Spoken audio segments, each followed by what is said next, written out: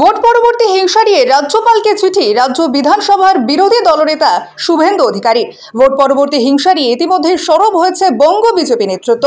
Vote চলাকালীন কিংবা ভোটের ফল প্রকাশের পর থেকে দিকে দিকে বিজেপি কর্মীদের বাড়ি ভাঙচুর, তাদের ওপর অত্যাচারের অভিযোগ করেছে বিজেপি তৃণমূল বিরুদ্ধে। ভোট পরবর্তী হিংসায় জর্জরিত বঙ্গ বিজেপি কর্মী সমর্থক তাদের সঙ্গে দেখা করুন রাজ্যপাল।